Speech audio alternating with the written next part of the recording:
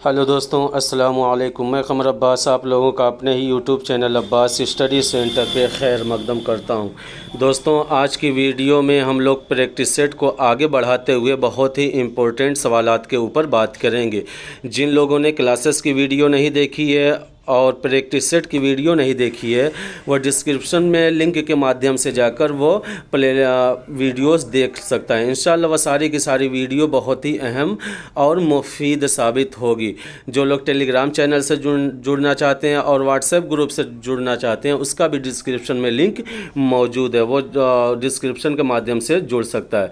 दोस्तों, आज के इस सेशन के पहले सवाल के ऊपर बात करेंगे। इंशाल्लाह किसी एक दिन एग्ज़ाम से पहले 2-3 दिन पहले क्विक रिवीज़न करके जितने भी प्रैक्टिस सेट हुए हैं उनको जल्दी बगैर कुछ बातें किए हुए सिर्फ़ और सिर्फ गलत और सही पे निशान लगाते हुए आगे बढ़ेंगे। अगर ऐसा सेशन आप लोग चाहते हैं तो कमेंट बॉक्स में ज़रूर दें।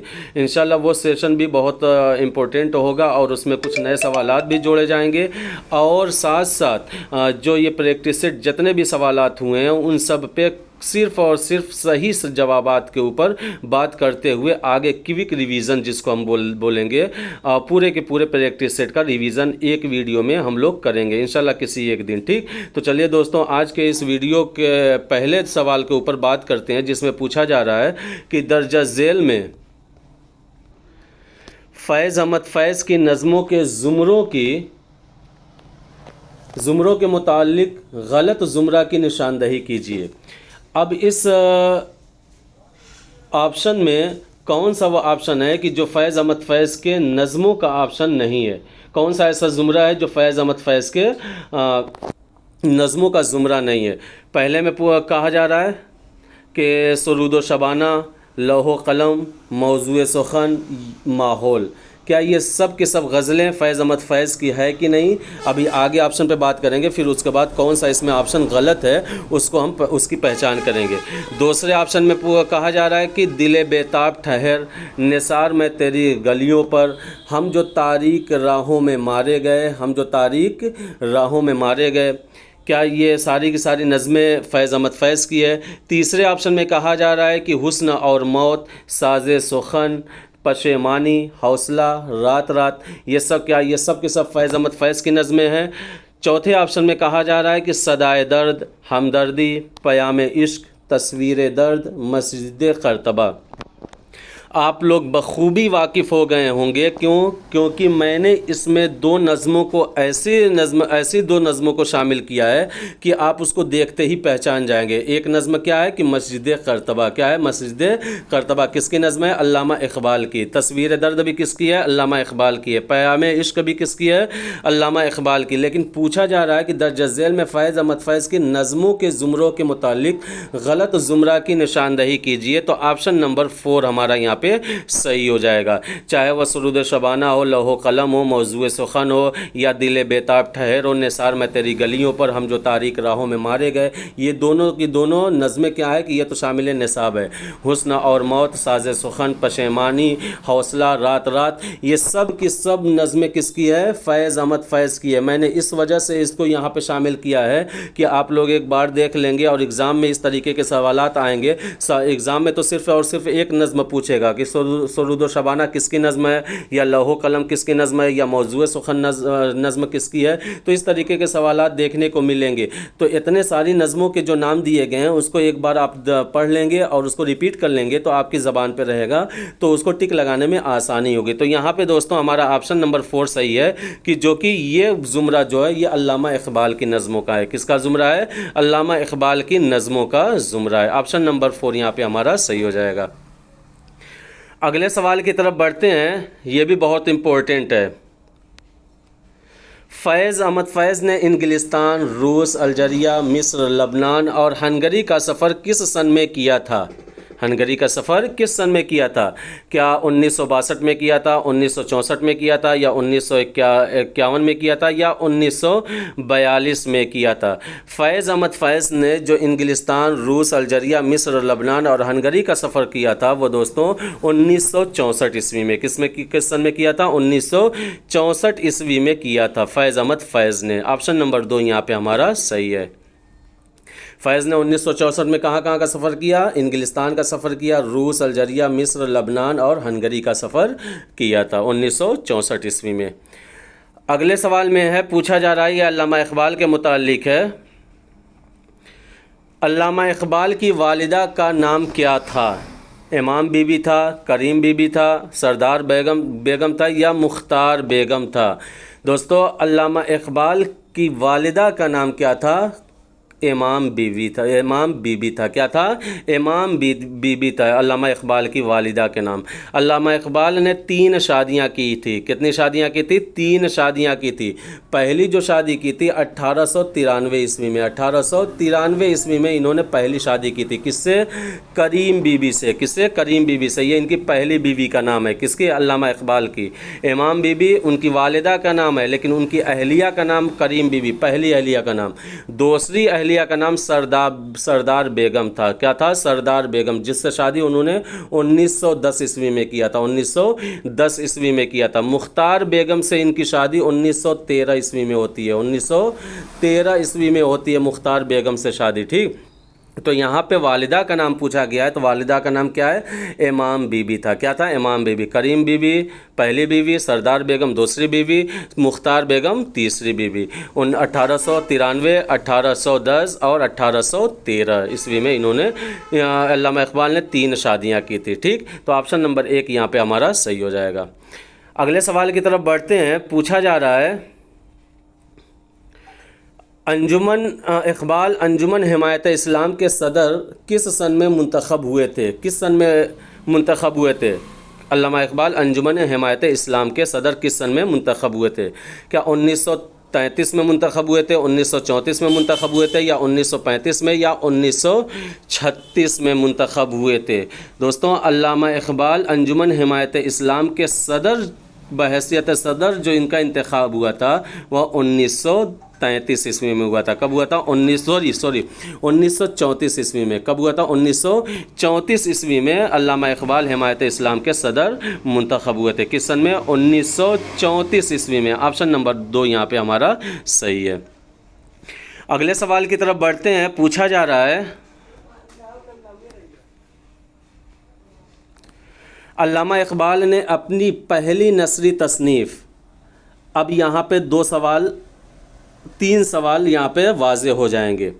इल्मुल इख्तिसाद किसकी तसनीफ़ है? अल्लामा इकबाल की। इल्म इख्तिसादियात पे लिखी गई सबसे पहली किताब अल्लामा इकबाल की पहली नसरी तसनीफ़ भी अल्लामा इकबाल की मानी जाती है। इल्मुल इख्तिसाद किस सन में लिखी गई? 1903 ईस्वी में। 1903 ईस्वी में। ये भी पूछा जा सकता है कि इल्मुल इख्तिसाद किस सन में लिखी गई? 1903 ईस्वी में। अल्लामा इकबाल की पहली नसरी तसनीफ़ कौन सी है? इल्मुल इख्तिसाद।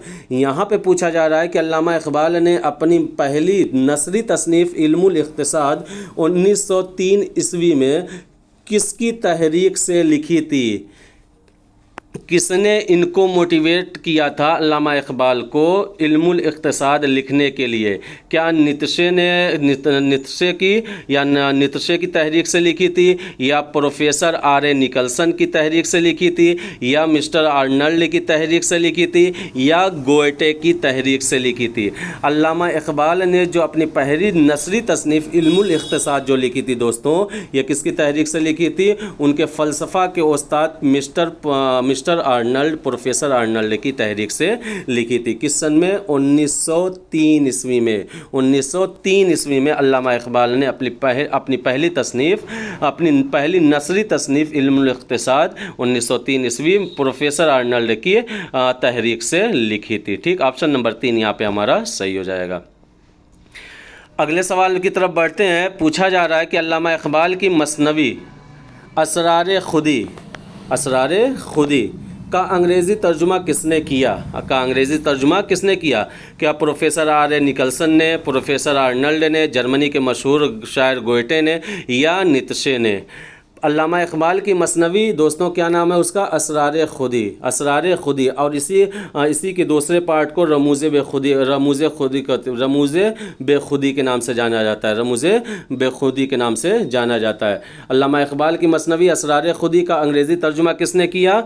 तो दोस्तों वो कौन थे? प्रोफेसर आर ए निकलसन थे। कौन थे? प्रोफेसर आर ए निकलसन थे। ऑप्शन नंबर 1 यहाँ पे हमारा सही हो जाएगा। अल्लामा इकबाल की मसनवी असरार खुदी का अंग्रेज़ी तर्जुमा किसने किया? प्रोफेसर आर ए निकलसन ने किया। ठीक, अल्लामा इकबाल की मसनवी असरार खुदी का अंग्रेज़ी तर्जुमा किसने किया? प्रोफेसर आर ए निकलसन ने। और दोस्तों ये 1920 में ईस्वी में किया था। कब किया था? 1920 ईस्वी में किया था। और जो इसका दूसरा भाग है रमूज़ बेखुदी अल्लामा इकबाल की मसनवी, ये 1918 में लिखी गई थी, लिखा था अल्लामा इकबाल ने 1918 ईस्वी में, 1918 ईस्वी में। ठीक, तो यहाँ पे ऑप्शन नंबर 1 हमारा सही है। अगले सवाल की तरफ बढ़ते हैं। पूछा जा रहा है दर्ज झेल का कौन से नज़्मों का ज़ुमरा अल्लामा इकबाल के शेरी मजमुआ अरमगान हिजाज में शामिल नहीं है? कौन सा ऐसा ज़ुमरा है जो अल्लामा इकबाल के शेरी मजमुआ, जो कि आखिरी शेरी मजमुआ भी कहा जाता है, अरमगान हिजाज, और ये उर्दू और फ़ारसी का मखलूता शेरी मजमुआ है। अब इसमें कौन कौन से ऐसी नज़्म है जो अरमगान हिजाज में शामिल नहीं है? वह कौन सा ज़ुमरा है जो अरमगान हिजाज में शामिल नहीं है? पहले ज़ुमरे में कहा जा रहा है कि इबलीस की मजलिस शोरा, बूढ़े बिल्लोच की नसीहत बेटे को, क्या ये अरमगान हिजाज में शामिल है कि नहीं? दूसरे ऑप्शन में कहा जा रहा है तस्वीर व मुसव्विर, आलम बरज़ख, माज़ूल शहंशाह। तीसरे ऑप्शन में कहा जा रहा है कि दोज़खी की मुनाजात, मसऊद मरहूम, आवाज़ गैब। चौथे ऑप्शन में कहा जा रहा है जिब्रीलो इबलीस, सिनेमा, परवाज़, शाहीन। अब दोस्तों अरमगान हिजाज में ऊपर के ये तीन के तीनों ज़ुमरे शामिल हैं। तीन के तीनों किस में शामिल हैं? अरमगान हिजाज में। अब इसको एक बार रिपीट करते हैं तो जिससे हम अरमगान हिजाज में शामिल नज़मों के नाम भी याद हो जाएंगे। इबलीस की मजलिस शोरा सबसे मशहूर नज़्म है अरमगान हिजाज में शामिल नज़मों में। ठीक, सबसे मशहूर नज़्म कौन सी है? इबलीस की मजलिस शोरा। बूढ़े बिल्लोच की नसीहत बेटे को, ये भी अरमगान हिजाज में शामिल है। तस्वीर व मुसव्विर, ये भी अरमगान हिजाज में शामिल है। आलम बरज़ख, माज़ूल शहंशाह, दोज़खी की मुनाजात, मसूद मरहूम, आवाज़ गैब, ये सब के सब क्या है? अरमगान हिजाज में शामिल है। लेकिन जिब्रीलो इबलीस, सिनेमा, परवाज़ और शाहीन, ये दोस्तों बाले जिब्रील में शामिल नज़्मों का ज़ुमरा है।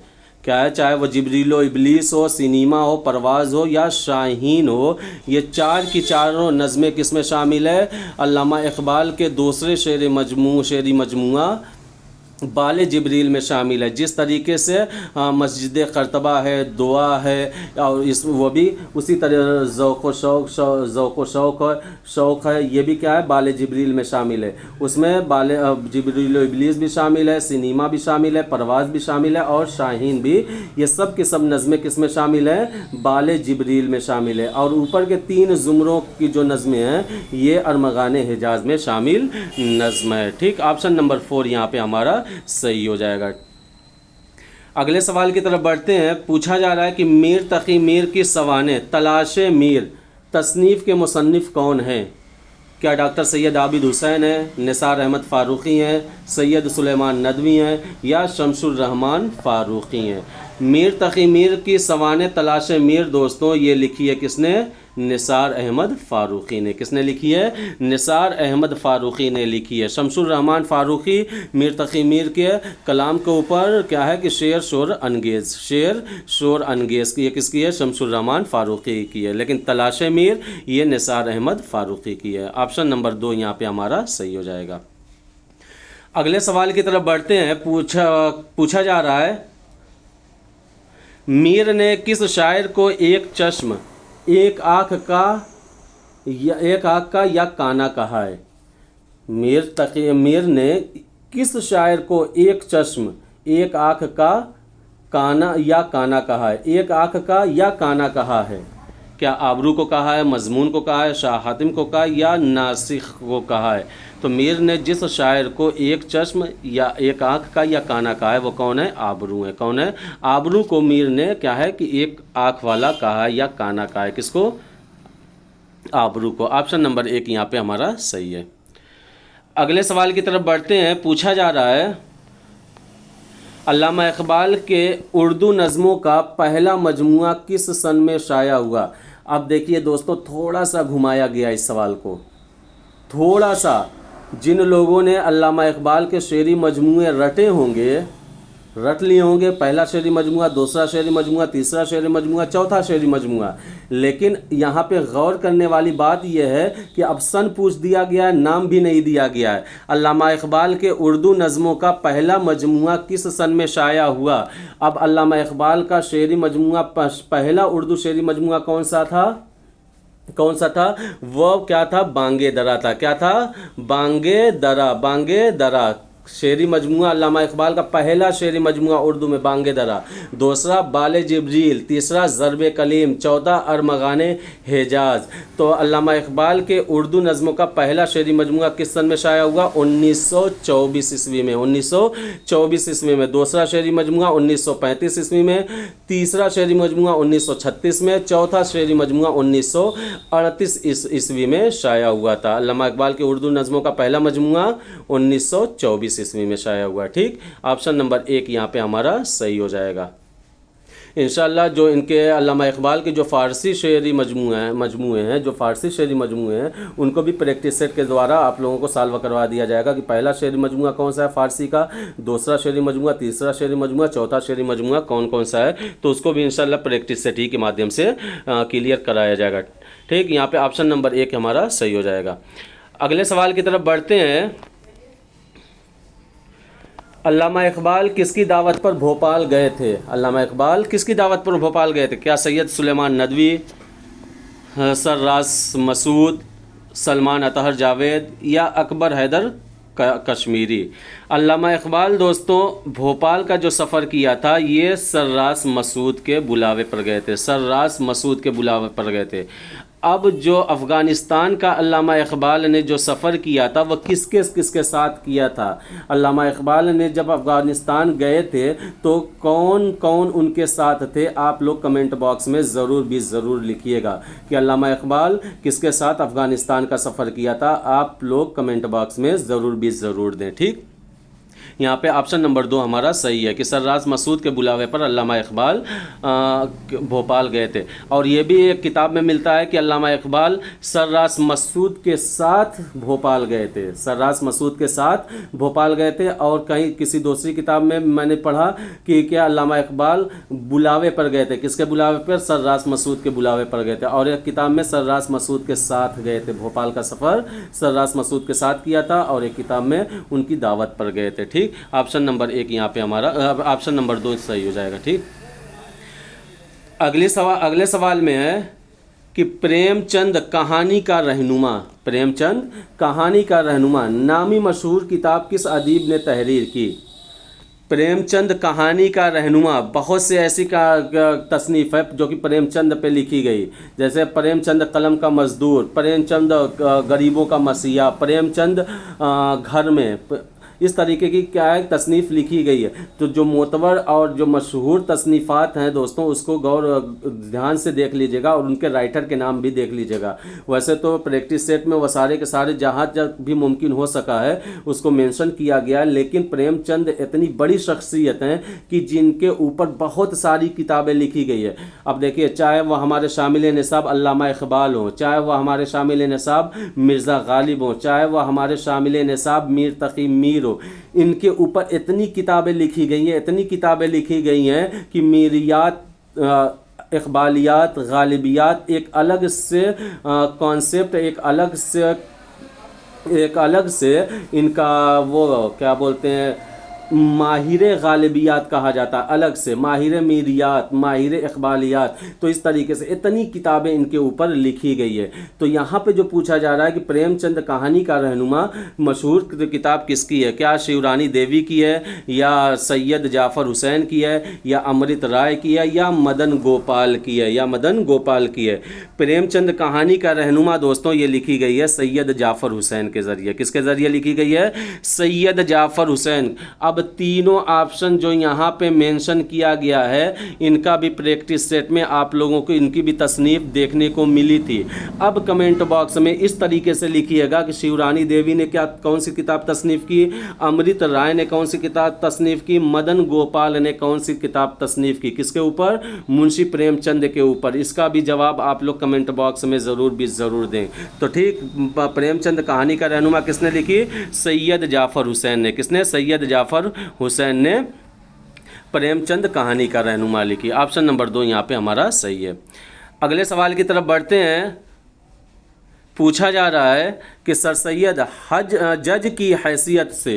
जज की हैसियत से अलीगढ़ से बनारस कब मुंतकिल हुए थे? अलीगढ़ से बनारस कब मुंतकिल हुए थे? क्या 15 अगस्त 1867 को, 1 अप्रैल 1869 को, 4 सितंबर 1870 को, 2 अक्टूबर 1870 को? दोस्तों, जो सर सैयद अलीगढ़ से जज की हैसियत से जो बनारस मुंतकिल हुए थे वह 15 अगस्त 1867 को गए थे, और 1 अप्रैल 1869 को ये लंदन का सफ़र किया था, विलायत का सफ़र करना शुरू किया था। कब? 1 अप्रैल 1869 को। ठीक, ऑप्शन नंबर 1 यहाँ पे हमारा सही है कि सर सैयद जज की हैसियत से अलीगढ़ से बनारस कब मुंतकिल हुए थे? 15 अगस्त 1867 को। 15 अगस्त 1867 को मुंतकिल हुए थे। ऑप्शन नंबर 1 यहाँ पे हमारा सही हो जाएगा। अगले सवाल की तरफ बढ़ते हैं। पूछा जा रहा है कि सर सैयद ने मुसलमानों को जदीद तालीम देने के लिए कमेटी खासतकार तरक्की तालीम मुसलमान कहाँ पर कायम की? सर सैयद ने मुसलमानों को जदीद तालीम देने के लिए कमेटी की तश्कील की थी, और जिसके सेक्रेटरी कौन थे? सर सैयद थे। खासतकार तरक्की तालीम मुसलमानान कहाँ पर कायम की? क्या मुरादाबाद में कायम की, मेरठ में कायम की, या बनारस में कायम की, या अलीगढ़ में कायम की? तो दोस्तों, कहाँ पे कायम किया था? अलीगढ़ में इन्होंने कायम किया था, और इसके ये सेक्रेटरी भी मुंतखब हुए थे। ऑप्शन नंबर 3 यहाँ पे हमारा सही हो जाएगा। ठीक, अगले सवाल में है दोस्तों, फैज़ अहमद फैज़ एशियाई अदीबों की कॉन्फ्रेंस के नुमाइंदा अखबार, एशियाई अदीबों की कॉन्फ्रेंस के नुमाइंदा अखबार लोटस के मुदीर किस सन में मुकर्रर हुए थे? लोटस के मुदीर किस सन में मुकर्रर हुए थे? क्या 1972 में मुंतखब हुए थे, या 1964 में, या 1962 में, या 1990 में? फैज़ अहमद फैज़ एशियाई अदीबों की कॉन्फ्रेंस के नुमाइंदा अखबार के जो मुदीर की हैसियत से जो इनका इंतखाब हुआ था वो 1972 ईस्वी में। किस सन में? 1972 ईस्वी में फैज़ अहमद फैज़ लोटस के मुदीर की हैसियत से इनको मुंतखब किया गया था। किस सन में? 1972 ईस्वी में। 1972 ईस्वी में। ठीक, अगले सवाल की तरफ बढ़ते हैं। फैज़ अहमद फैज़ पर रावलपिंडी साजिश का मुकदमा किस सन में चलाया गया था? फैज़ अहमद फैज़ पर रावलपिंडी साजिश का मुकदमा किस सन में चलाया गया था? क्या 1951 में, 1941 में, 1943 में, या 1944 में? फैज़ अहमद फैज़ पर दोस्तों रावलपिंडी साजिश का मुकदमा चलाया गया था 1951 ईस्वी में। कब चलाया गया था? 1951 ईस्वी में रावलपिंडी साजिश का मुकदमा चलाया गया था, 1951 ईस्वी। ऑप्शन नंबर 1 सही हो जाएगा। 1941 ईस्वी में इनकी शादी हुई थी। 1941 ईस्वी में इनकी शादी हुई थी। किससे? एलिस जॉर्ज से। किससे? एलिस जॉर्ज से, जिनका नाम उन्होंने बदलकर कुलसूम रखा था। जिसका नाम उन्होंने बदलकर क्या रखा था? कुलसूम रखा था। किस सन में? 1941 ईस्वी में। ठीक, अगले सवाल की तरफ बढ़ते हैं। पूछा जा रहा है कि प्रेमचंद ने मेहनतकश आवाम को अपने अफसानों का हीरो बनाया है। प्रेमचंद ने मेहनतकश आवाम को अपने अफसानों का हीरो बनाया है। दर्जा बाला कौल किसने पेश किया? क्या डॉक्टर एजाज हुसैन ने, सैयद एहतशाम हुसैन ने, मजरूह सुल्तानपुरी ने या आबिद हुसैन ने? तो सैयद एहतशाम हुसैन के कौल के मुताबिक प्रेमचंद ने मेहनतकश आवाम को अपने अफसानों का हीरो बनाया है। किसके मुताबिक? सैयद एहतशाम हुसैन के मुताबिक। ऑप्शन नंबर 2 यहाँ पे हमारा सही है। अगले सवाल की तरफ बढ़ते हैं। यहाँ पे भी एक कौल को नकल किया गया है। मीर तकी मीर उर्दू के शेख सादी हैं। किसने कहा? मीर तकी मीर उर्दू के शेख सादी हैं। किसने कहा? क्या राम बाबू सक्सेना ने कहा, नियाज़ फतेहपुरी ने कहा, सआदत हसन मंटू ने कहा या मसूद हुसैन खान ने कहा? राम बाबू सक्सेना ने दोस्तों मीर तकी मीर के बारे में ये कहा है कि मीर तकी मीर उर्दू के शेख सादी हैं। जिस तरीके से फ़ारसी में शेख सादी मशहूर हैं, उसी तरीके से मीर तकी मीर भी क्या है? बकौल राम बाबू सक्सेना मशहूर हैं। किसके मुताबिक? राम बाबू सक्सेना के मुताबिक मीर तकी मीर उर्दू के शेख सादी हैं। ऑप्शन नंबर 1 यहाँ पे हमारा सही है। अगले सवाल की तरफ बढ़ते हैं। कहा जा रहा है कि सौदा की उर्दू कसायद पर बड़े बड़े फ़ारसी उस्तादों के कसायद के टक्कर के हैं। सौदा के उर्दू कसायद बड़े बड़े फ़ारसी उस्तादों के कसायद के टक्कर के हैं और बाज़ तो उर्फ़ी और ख़ाक़ानी, यहाँ पे बड़ा काफ रहेगा, ख़ाक़ानी के मारिकतुल आरा कसीदों को भुला देते हैं। किसने कहा? किसने ये कहा है कि सौदा के उर्दू कसायद बड़े बड़े फ़ारसी उस्तादों के कसायद के टक्कर में है और बाज़ तो कसीदे ऐसे हैं जिसको पढ़ने के बाद उर्फ़ी और ख़ाक़ानी के जो मारिकतुल आरा कसीदे हैं उसको भी भुला देते हैं इनके कसीदों को पढ़ने के बाद। ऐसा किसने कहा है? क्या सआदत हसन मंटू ने कहा है, मुंशी प्रेमचंद ने कहा है, राम बाबू सक्सेना ने कहा है या आले अहमद सुरूर ने कहा है? तो दोस्तों ऐसा कहने वाले कौन है? राम बाबू सक्सेना है, जिन्होंने ये कहा है सौदा के बारे में कि सौदा के कसायद बड़े बड़े फ़ारसी उस्तादों के कसायद के टक्कर में हैं, बाज़ तो उर्फ़ी और ख़ाक़ानी के मारिकतुल आरा कसीदों को भी भुला देते हैं। ऑप्शन नंबर 3 यहाँ पे हमारा सही हो जाएगा। अगले सवाल की तरफ बढ़ते हैं। मीर अमन ने बागो बहार को किस सन में तसनीफ़ किया? क्या 1817 हिजरी में लिखा है या 1217 हिजरी में लिखा है, 1220 हिजरी में लिखा है या 1317 हिजरी में लिखा है या 1209 हिजरी में लिखा है? इस सवाल को लाने का मकसद सिर्फ़ और सिर्फ यही है दोस्तों कि बहुत बार सन जो हिजरी में पूछ देता है, सन क्या है? हिजरी में पूछ देता है और उस वक्त कंफ्यूज होने लगती है कि क्या सन के बारे में कंफ्यूज होने लगता है कि कौन सी हिजरी है। सन तो हमें पता रहता है लेकिन हिजरी सन नहीं पता रहता है, इस वजह से यहाँ पे हिजरी सन मेंशन किया गया है। मीर अमन ने बागो बहार को किस सन में तसनीफ़ किया? तो क्या है? वो तसनीफ़ किया है 1217 हिजरी में, 1217 हिजरी में। ऑप्शन नंबर 1 यहाँ पे हमारा सही हो जाएगा। ठीक, 1217 हिजरी में मीर अमन ने बागो बहार को तसनीफ़ किया था। ऑप्शन नंबर 1 सही है। अगले सवाल की तरफ बढ़ते हैं।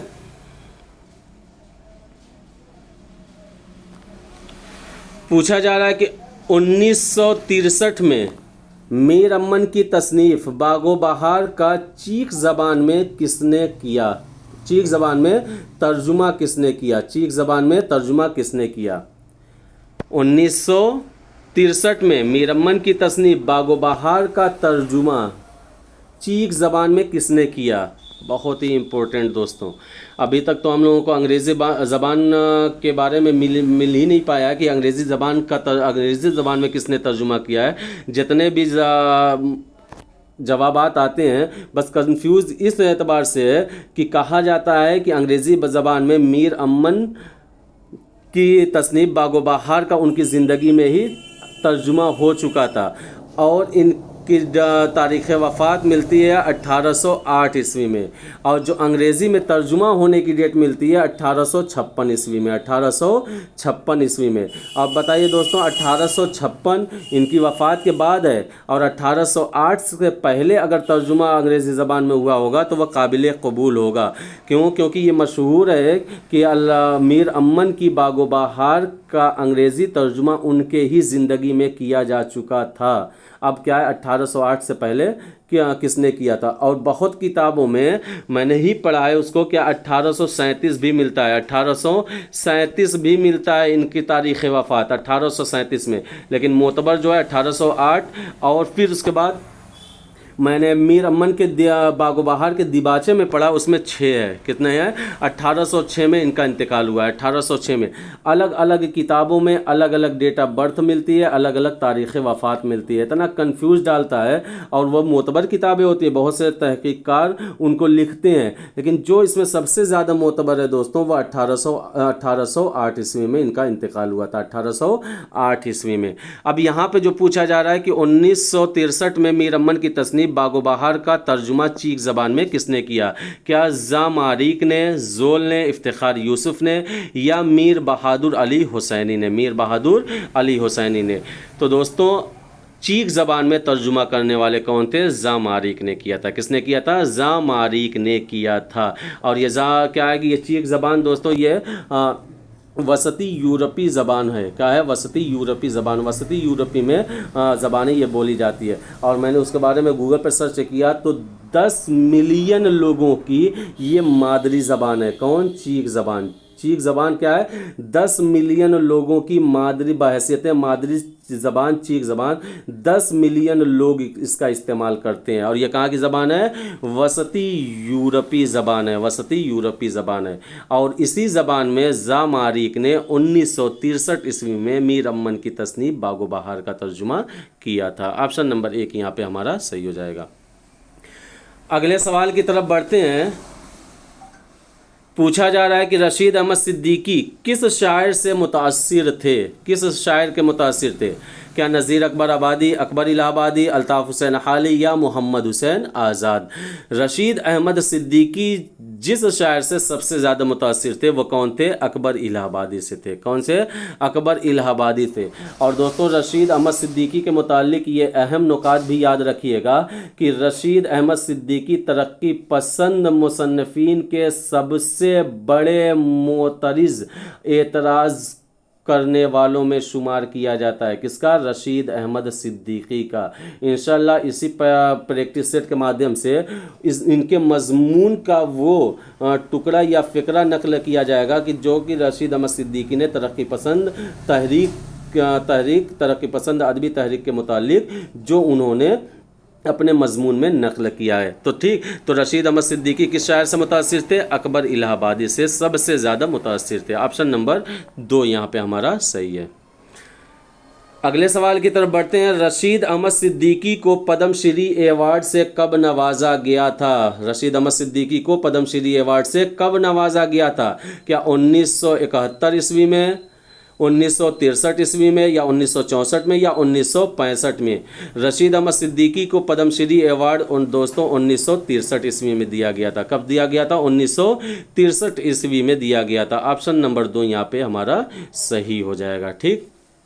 और फिर उसके बाद क्या है? रशीद अहमद सिद्दीकी जो कि हमारे शामिल निसाब खाकों का मजमूआ है, गंजा है गिरामाया, और जिसमें रशीद अहमद सिद्दीकी का, मोहम्मद अली जौहर और असगर गोंडवी का खाका शामिल निसाब है। ठीक।